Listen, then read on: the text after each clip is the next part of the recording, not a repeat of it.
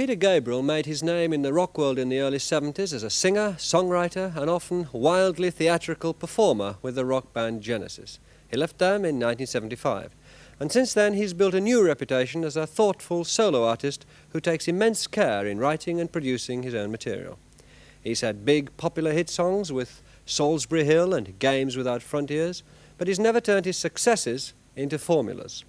His highly acclaimed third album placed him at the forefront of one of the most significant recent developments in rock, the increasing use of synthesizers and sophisticated electronic technology. It also marked the start of his attempt to revitalize what he and many others see as the limited range of rock by looking outside Europe and America.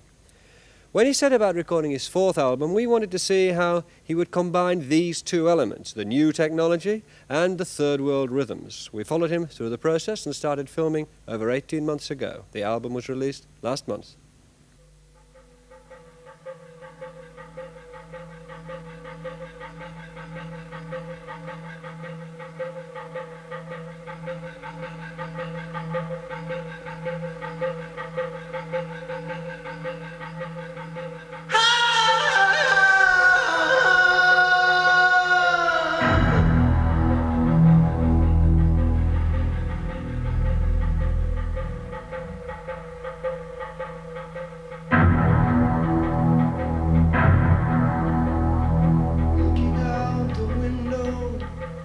I see the red dust clear. High up on the red rock stands the shadow with the spear.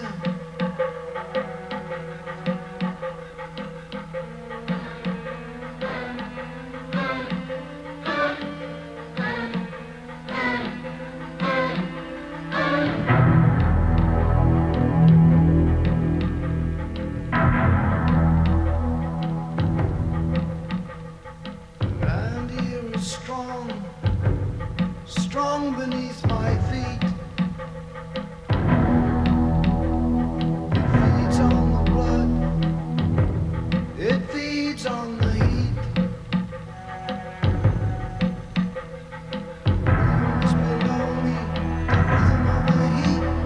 Rhythm is around me, the rhythm has control. The rhythm is inside me. The rhythm has my soul.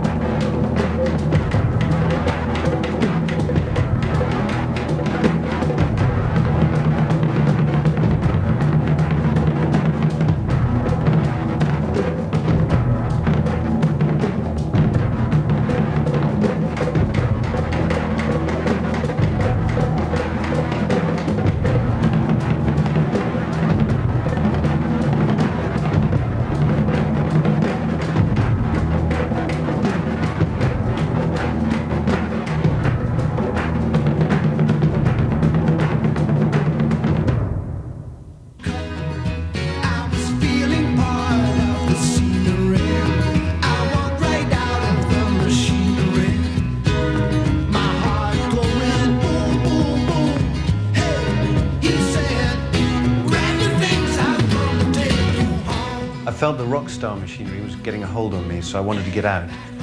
And the difficult birth of my first kid, Anna, put the whole thing into perspective.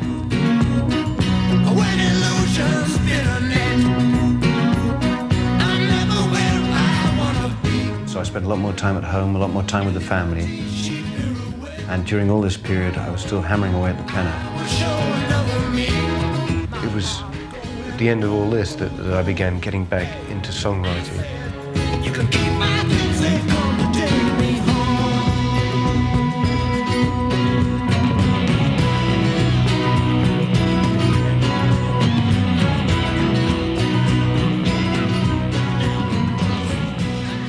One song on Gabriel's third album was Biko, about Steve Biko, the black leader who died in a South African prison in 1977.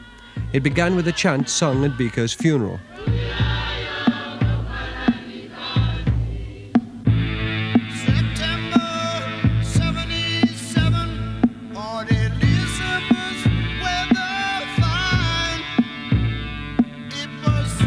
Business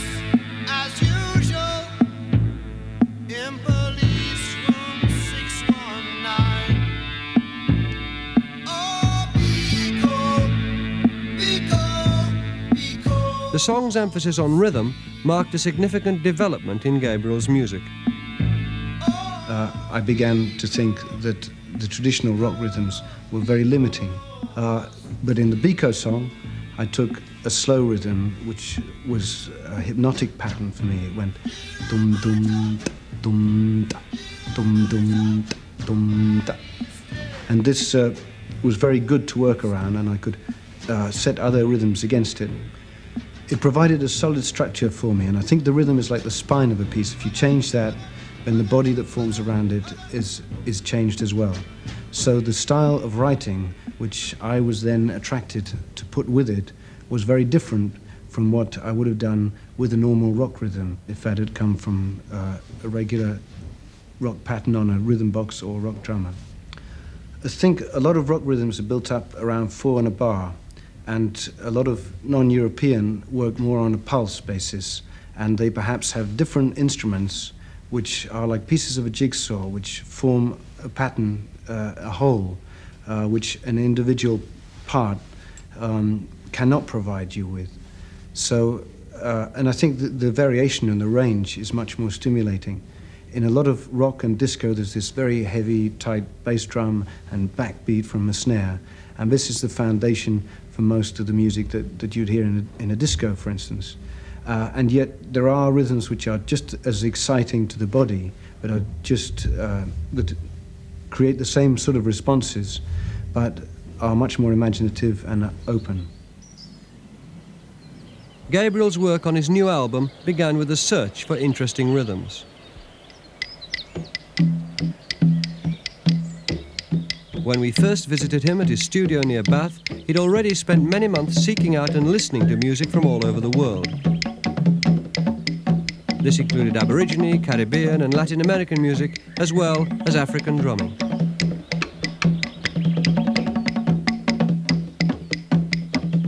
I don't believe that I can play music belonging to another culture. It's just there will be certain key elements which I will steal to start off as a structure for something that I'm working on. And I think if you look at the history of music, you see this process going on continuously. And for me, it's something which sets up a whole series of challenges, and I think is revitalized what I do in my own work.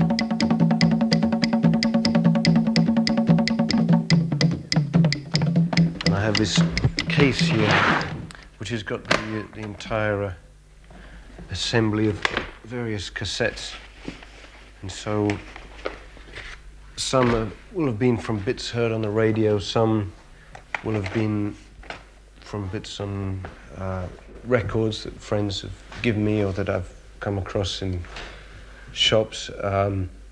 There was a couple of things which I got my little handheld cassette machine and stuck to the telly. I think there were a couple of World About Us programs, and they had something on Swaziland and Bali, and but I think this was some Ghanaian thing which I stole a rhythm from.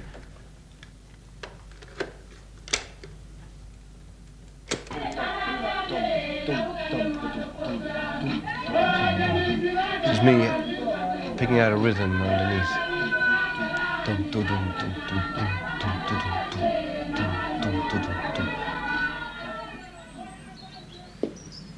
At this point, in the spring of 1981, Gabriel was expecting to have his new record ready for release that autumn. In fact, it would take more than another year of painstaking work to complete the album. It would consume over £122,000 in recording costs, on top of the money, about £100,000, he spent on building and equipping his own studio. We followed Gabriel throughout the recording process.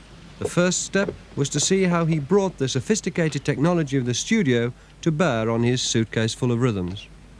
I'm certain the Third World is going to have an increasing influence on our culture, and in music, a very vigorous hybrid will be produced, which is based on this non-European influence and the new technology, which is going to get very, very cheap. And this facility will open up a new age of electronic skiffle. Well, hi there. Right? Yeah. Initially, when you first come into the studio, it's like walking into another world, and a mass of knobs and buttons which are totally foreign. And then as you spend more and more time in the studio, you learn what they all do and how to manipulate them to come up with things which are very different from the noises that first went in there. At this point in the process, much the most important tool for me is this drum machine or the rhythm box. This allows me, with the sound of real drums, to store in computer memory any drum pattern I can conceive of or steal and use this as the basis for my songwriting. For instance, put one up here in the machine, which has got quite a simple rhythm, but I can use it to illustrate what I do. Boom, boom, boom, boom, boom, boom, bum, bum, boom, boom. Now I've got this rhythm set up, I can start, say, adding claps in there.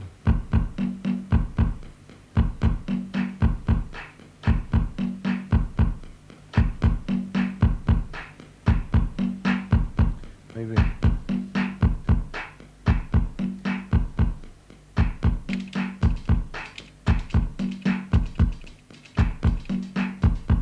That's a bit of a hi-hat. When I've got my rhythms locked into the drum machine, I begin improvising normally, and often the rhythm will suggest the type of sound that I should use on synth or whatever, and then these ideas will be formed around the rhythm. And the process then is to start developing these ideas and rhythms, which, I mean, there's probably over 100 starting points on this album, and a lot of these get knocked by the wayside, and then the best of these I'll then begin developing. For instance, there's something I'm working on at the moment which is taken from Ethiopian folk music. And this I found very disturbing. I hope I got it.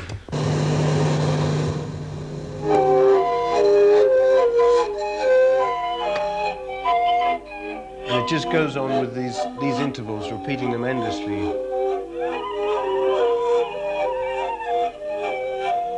So I took those intervals and began writing some music around them.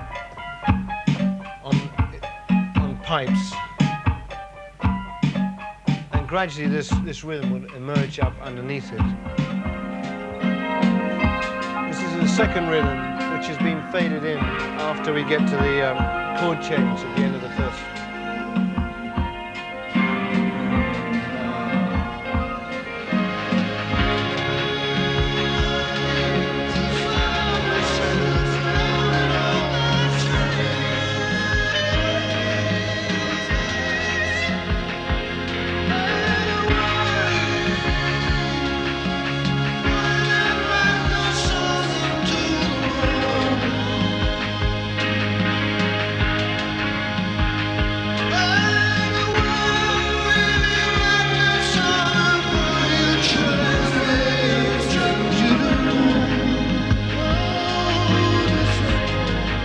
Once I've got some of the rhythm and melody ideas, the next thing I have to do is make a rough recording so that I can play this to the musicians who will be arriving very soon to start work with me. This is spontaneous, I think. And normally I go through this process on my own. On this new album, I've been working with the guy who I'm going to be doing the producing with, called David Lord. 3, 4.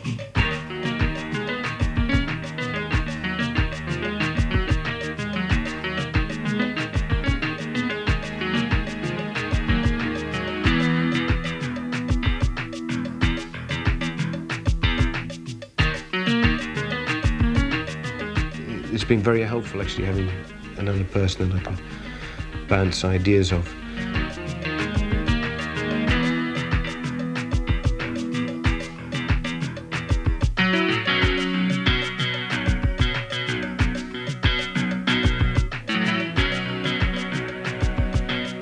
Quite shortly before the musicians arrive, the songs are very much fragments. What we've been trying to do is piece these fragments together, and in fact have demoed the songs ourselves, just him and me and a rhythm machine, so that really we've got a shape or structure to play the musicians. It's like an American nightclub. In fact, I think the structure is usually the main problem. All the ideas are there. and it's welding them into the song. Shake those hands. Shake those hands. While working on the basic song ideas, Gabriel was also compiling a library of sounds which he might use on the album. For this, he used a computerized instrument called a Fairlight. Any sound can be fed into it, stored, and played back on its keyboard. Say, if I pick up this mic, for an example, and press S for sample, we can put in the sound, I hope. Mummy! Over here we have Mummy, the waveform, and it should be up on the keyboard.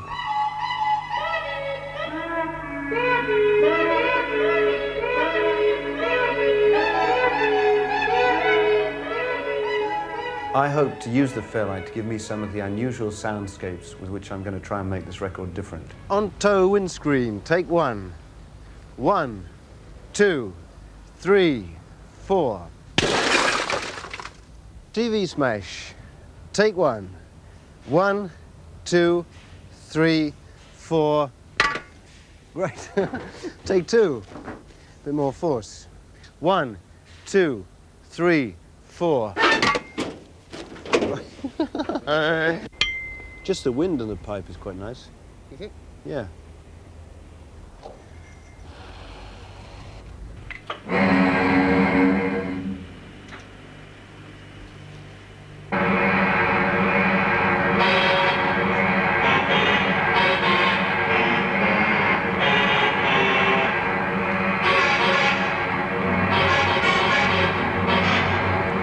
Where are we, 7 or something?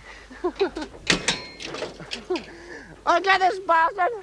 1, 2, 3, 4.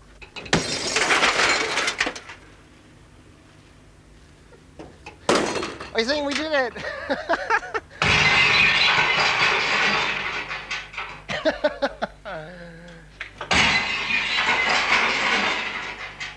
Oh, it looks good.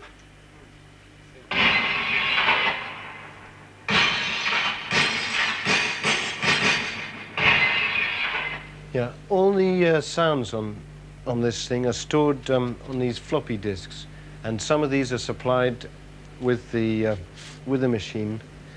This has a list of all the different sounds available on this floppy disk. So I pull out my phallic symbol here and point it at the appropriate noise. Say this is Pet Swan, which is a modified Swanee whistle. There's a repeat built into it. And the rhythm of the repeat is something which really, really excited me, and I've written a song around the rhythms.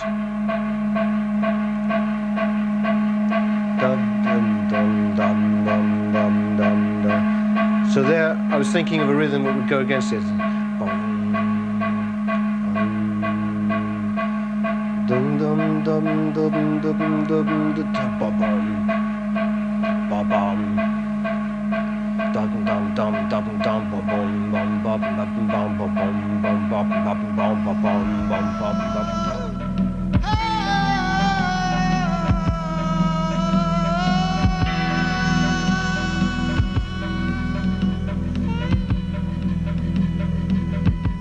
At this point, I've only got outline ideas for lyrics, so I use odd sounds and noises from the voice, which I call Gabrielese. I think often that the naked sound of the voice is more emotive without lyrics, and I intend for there to be less lyrics on this album.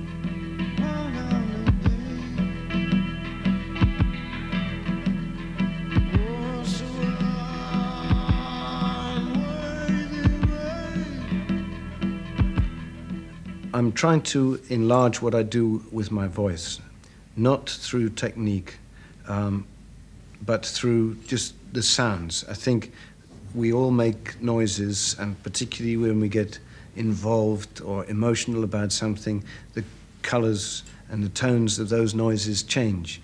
And say in black music, they're all represented, so you get these and guttural noises which are very much built into the rhythms and to the atmosphere of the whole and to the tension and excitement of it.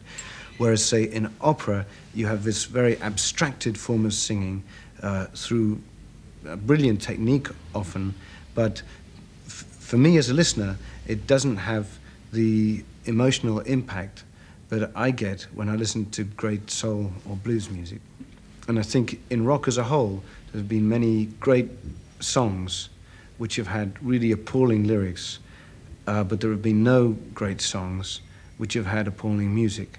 So I think there is, one, that priority at work, but if you're going to write lyrics, you might as well make them as potent as you can and try and communicate something.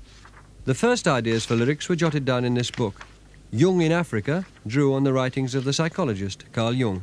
A friend mentioned to me about Carl Jung's obsession with Africa, and again, there was another book I got hold of, but there is this one scene in which he joins a group of drummers and dancers, and for the first time really loses himself totally and is taken over by what is happening, and has this sort of primordial fear which overwhelms him, and he's so terrified by the thing that he stops the dance and orders the drummers away, and has to beg and pay for them to move apart, and that seemed a very powerful example of Jung obviously being a pivotal figure of the mind, actually confronting something in himself which he was afraid of.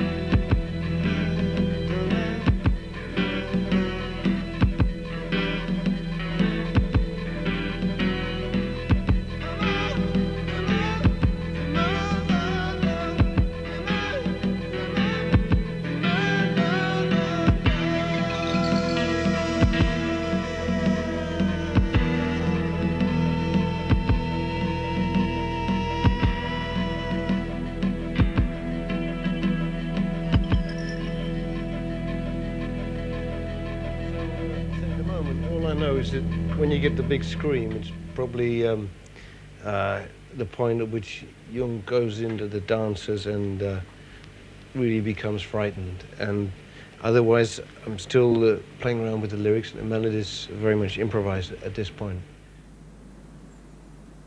After Gabriel and David Lloyd had recorded rough versions of about a dozen possible songs, the other musicians started to arrive, and the material was reworked as they added their parts.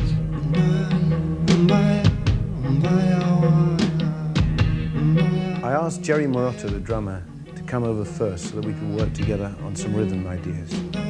One of the things we've been doing is with this big surdo drum, which I find a lot more interesting, full, and more resonant than the traditional tight sound of a rock bass drum.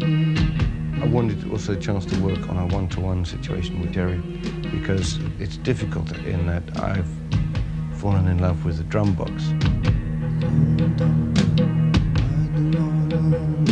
A machine is a machine, and you can't, it's very hard to get to program emotion into a machine, if it's possible at all for a machine to create that kind of emotion.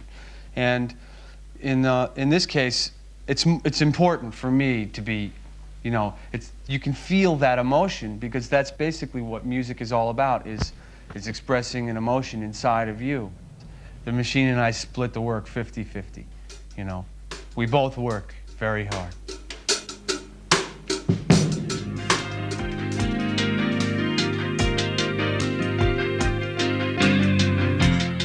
The other musicians come so that we can get the backing tracks recorded. And these are essentially the basic instrumental versions.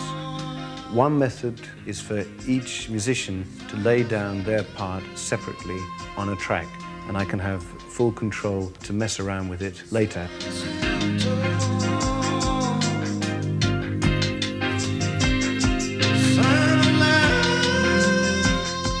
The next musician to arrive was bass guitarist Tony Levin. This is the stick.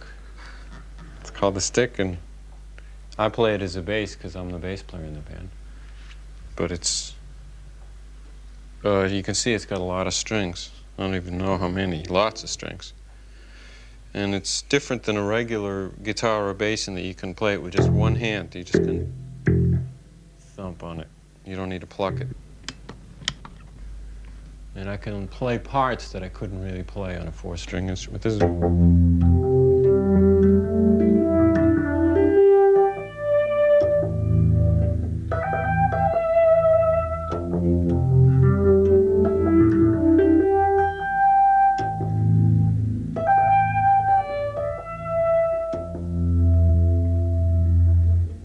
So I like it because I can do unusual things. The process of adding an instrument to the tape is called overdubbing. And now I've got the bass and drum tracks in this song, San Jacinto. I'm going to use the Fairlight with the sound of the marimba, which I've already recorded inside it.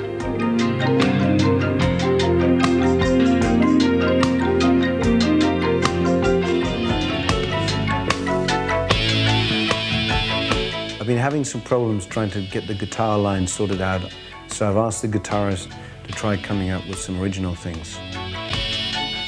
Actually, could we listen? Because the first real heavy bend you did, if we go maybe a minute... If you want to ask the musician to play in a different way, then it's easier to do it piece by piece, because you can examine what everyone is doing.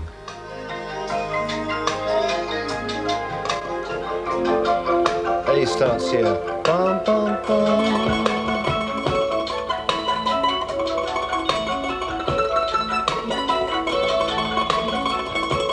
How it'll end up, I can't tell, because ultimately, you know, it'll be musical decisions that decide whose playing is used. And if there are already some songs where I hear very little guitar at all. He's a slow worker, and I think the main problem is he likes to keep every possible option open as long as he can. Because I always think that tomorrow I will find the way in which it works perfectly. And he's been forcing me to make decisions. I hope very much to try and interpret his ideas, because I don't really think he needs very many of mine. I think people seem to think they need producers, but I think it's more a liaison between what he wants to get and the technical problems. Hello, hello. Okay. Sweet dog. The old drums are, I'm hearing, really... As long as it's all right in the cans, I'm all right here. No, get rid of the old drums. No, you haven't. Do one without the drummer. If we have hang-ups, what I like to do in order to keep the music fresh is sort out all the problems, get everything sounding good, and then break. Hello.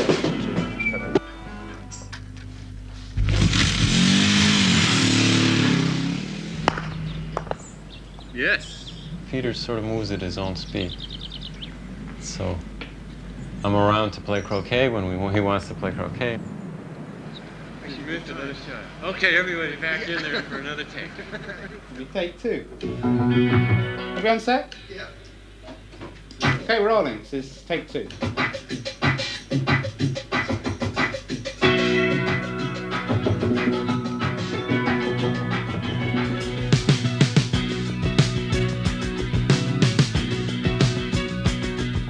Another way of recording the backing tracks is to have all the musicians working together.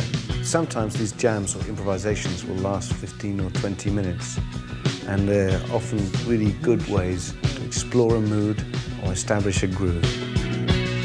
If you get that real good groove going, you want to keep doing it. And maybe because I'm a bass player, I spend my whole career looking for a groove, trying to get a groove. So once you get it going, you tend to want to go with it.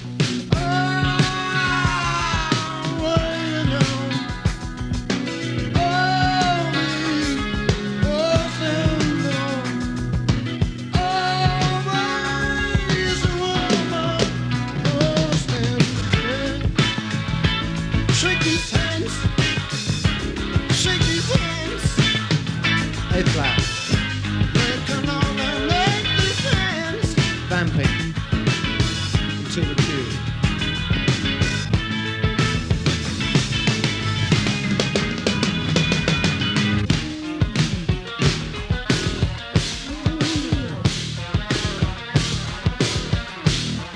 The work with the musicians on their drum, bass and guitar parts went on for several weeks. When this part of the process was over, Gabriel had amassed 27 16-minute tapes, over 7 hours of material. There were now different versions of 18 possible songs, several of which were running at over 10 minutes.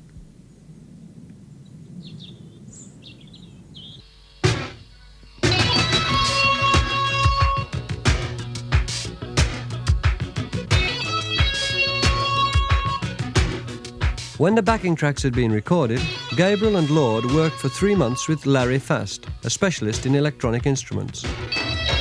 They added to and subtracted from the songs, employing all the technology available to play with the sounds already recorded and to search for entirely new sounds.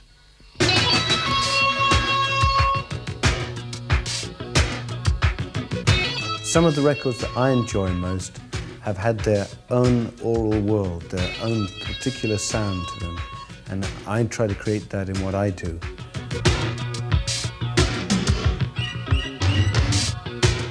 We will try treating sounds to put them in perspective in this picture that we're building up. So, for instance, if you have, say, a fat keyboard sound that you think is occupying too much space and has too much weight and depth to it, I may stick it through something to make it thin and wavy, so that I think personality is the word I would use. Its personality changes. Electronic instruments, in the way that we've approached them on this album, become totally integrated into the recording process. The way the drums would be processed, or saxophone parts, anything else will at times go through the electronics and then be blended in with newer sonic textures, sound qualities, just expanses of sound.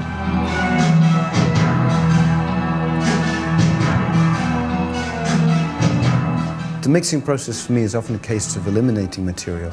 And say in Rhythm of the Heat, which used to be called Young in Africa, the guitar has been dropped altogether because I thought it was a much too familiar reference point.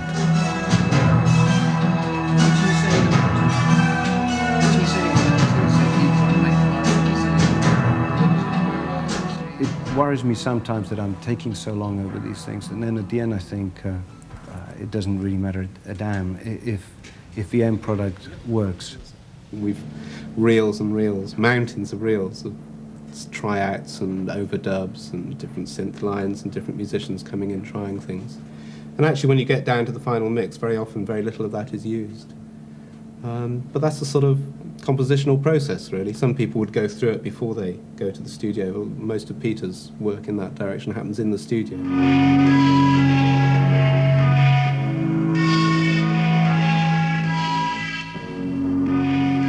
I have here, I think, a very atmospheric sound, and what I'm doing is emptying everything else out of the track at the end of San Jacinto, except for this, because I think it sort of crystallizes a mood better than anything else I've got so far. And this is from one of the scrapyard sounds with the blown drain pipe. But if I put it into a small repetitive sequence, I think it sets up sort of pathos very well.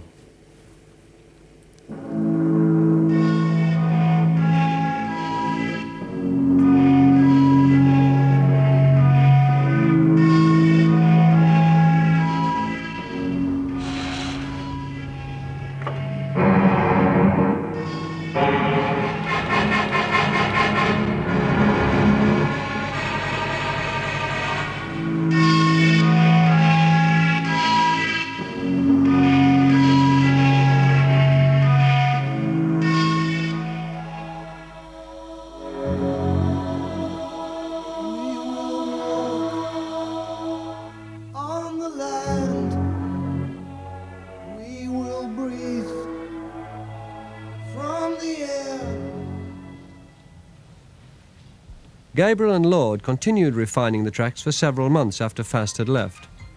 When the final selection of songs was edited down to the right length, Gabriel added his vocals. Thick clouds, steam rising, hissing stone on sweat lunch fire.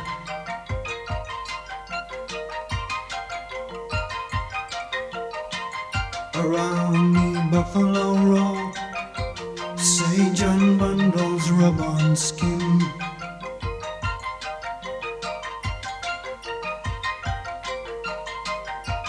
outside, cold air. Stand, wait for rising sun.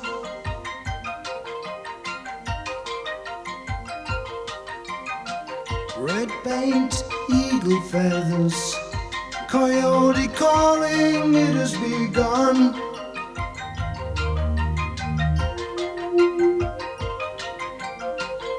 Something moving in, I taste it in my mouth and in my heart.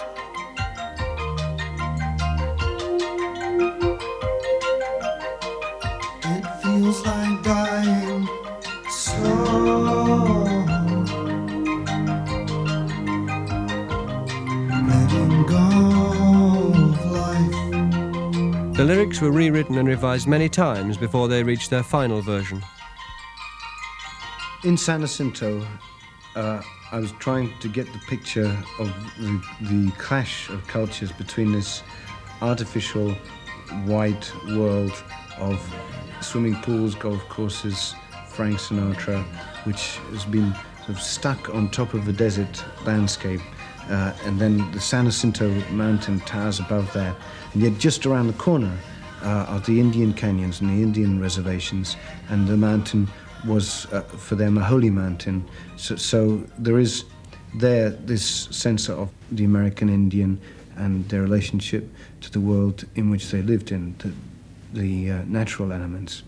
And so in San Jacinto there's the attempt for this one man to find this and to hold on to his line of instinct, and not be seduced into this world which increasingly is moving around him. I hold the line of strength that pulls me through the field.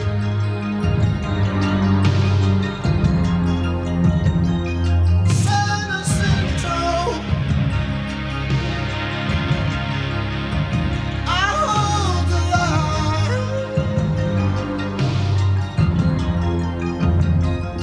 San Jacinto, poison mind, the darkness take my sight. I hold the line, and the tears roll down my swollen cheek. I think I'm losing it, getting weaker. I feel often in conversation inarticulate, and if I have time, which I do on lyrics, to go through, hone it down word by word, measure by measure, then I feel I can get exactly what I want. Time I like is the rush hour, 'cause I like the rush, the pushing of the people. I like it all so much. Such a massive motion, do not know where it goes. I move with the movement and I have the touch. I'm waiting for ignition, I'm looking for a spark. Any chance collision and I light up in the dark. There you stand before me, all that firm and all that hair. What do I dare? I have the touch. I'm only wanting contact. I'm only wanting contact. I'm only wanting contact with you. Shake those hands. Shake those hands. Give me the thing I understand. Shake those hands. Shake those hands. Last July, Gabriel played a considerable part in inspiring and organising the World of Music, Arts and Dance Festival, which brought together musicians and dancers from all over the world. All those introductions. How you doing? So before a question, so before a doubt, my hand moves out and I have the touch. I'm only wanting contact. It was at the festival that he chose to perform his new songs live on stage for the first time. only wanting contact with you. Shake those hands. Shake those hands. Give me the thing I understand. Shake those hands. Shake those hands. Shake hands. Pull my cheek, stroke my hair, scratch my nose, on my knees. Try drink, food, cigarette. Tension will not ease. I tap my fingers for my arms. Breathing deep, cross my legs. Shrug my shoulders, stretch my back. Nothing's take the please. I want contact. I need contact. For Gabriel, live performance is a way of taking his songs a stage further and giving them a new character independent of the way they sound on the record.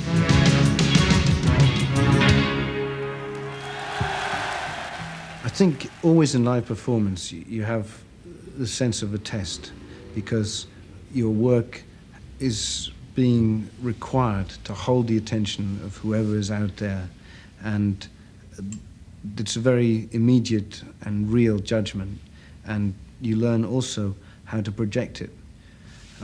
I'm not a musician who tries to reproduce a record on stage. For me, it's a separate entity, and I like to look upon a piece of music as a living thing.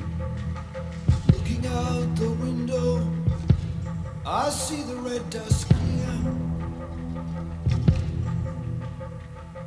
High up on the red rock stands the shadow with the spear.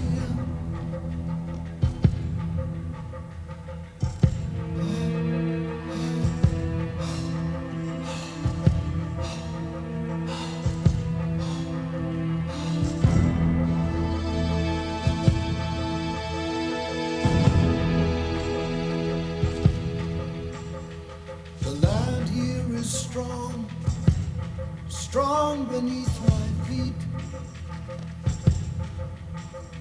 It feeds on the blood, it feeds on the heat. The rhythm is below me, the rhythm of the heat. The rhythm is around me, the rhythm has control. The rhythm is inside me. The rhythm has my soul.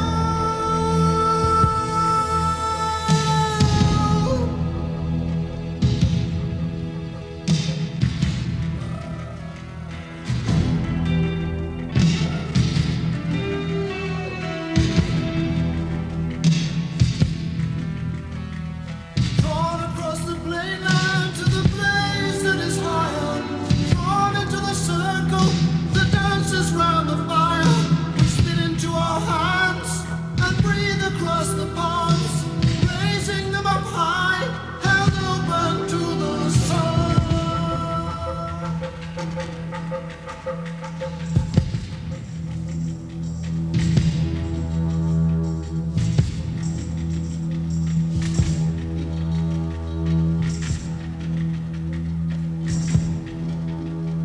Self-conscious, uncertain, I'm showered with the dust, but the spirit enters into me and I submit to trust.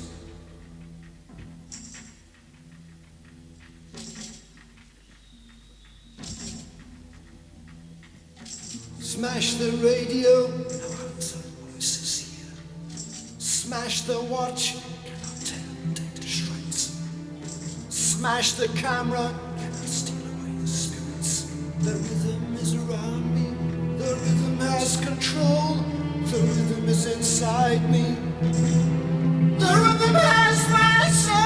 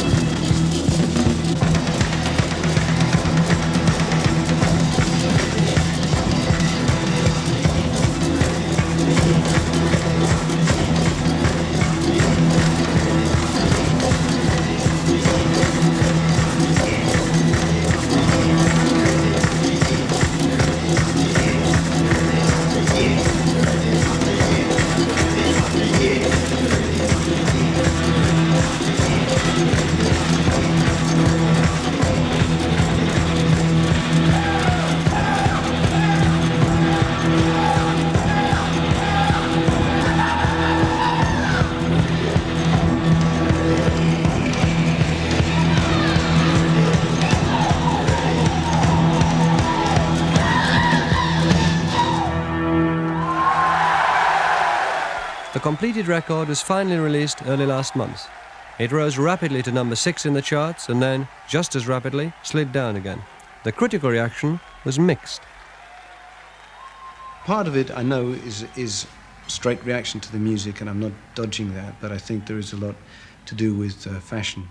One of the real satisfactions for me with this record is that I'm getting played on black stations in America, and even though in the white press I got some fair slaggings this time, I had a very good review in sort of Black Music magazine, and even though I don't think my music has much in common with main black music, it's still a great for me to feel that the rhythm content is strong enough to get through to black people. There are definitely elements of this album which are a progression for me. I want to continue exploring this hybrid between electronic or high-tech and non-European influence. And I think a lot more rock musicians are now working in this area, and there will be a style of music to emerge in the 80s, which I think will be very important and influential.